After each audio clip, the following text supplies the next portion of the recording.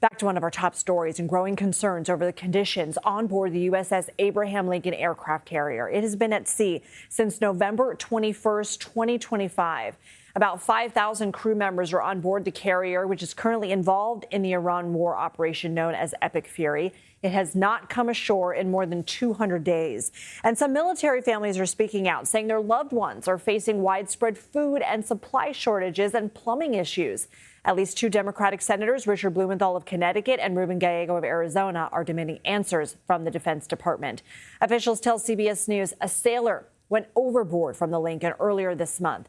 That person was quickly rescued, and it's unclear the circumstances of why and how the sailor went overboard. An investigation's underway, but some family members have reported severe mental health issues and multiple attempted suicides on the vessel. The Navy released a statement saying, quote, based on the information available to the command, we have not identified an increase in reported suicidal ideation or suicide attempts aboard the ship.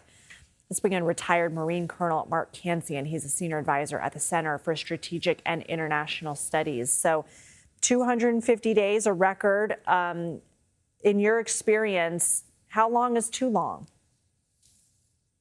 Well, 250 days is a long time. The problem for Lincoln is multiplied by a couple of factors. One is that they haven't been at port for a long time, and port visits are one of the ways you break up long deployments.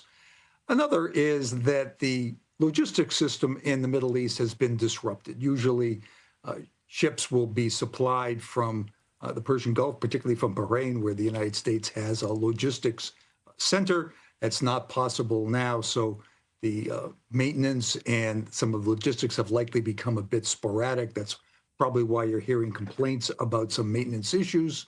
And the other one is boredom. You know, that is for a period of time they were conducting operations that keeps everybody busy. They have a purpose, but for the last couple of weeks, they've been really just sailing in circles. And that is very hard on the troops because they're in this steel city. They can't go anywhere, and they really need activity.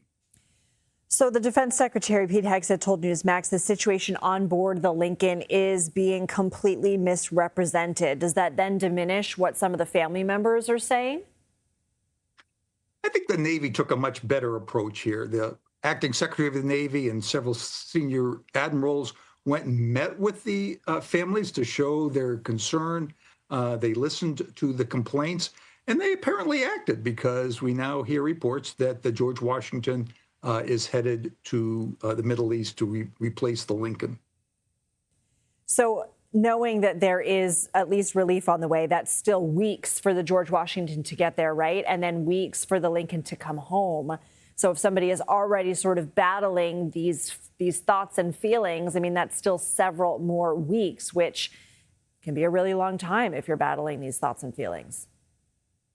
Well, it can be, but having an end date helps tremendously. That this is not an open-ended commitment, but that on a certain day they will be back home. I say that helps a lot. And also the ship will be moving, and that helps a lot too. I mean, they get the feeling that they're going someplace. In this case, they'll be going home. I mean, Ellie, earlier in our show had said that there's only, I think 10 vessels like this. Is that your understanding in the Navy as well? And that is why this deployment, one reason why it's been so elongated?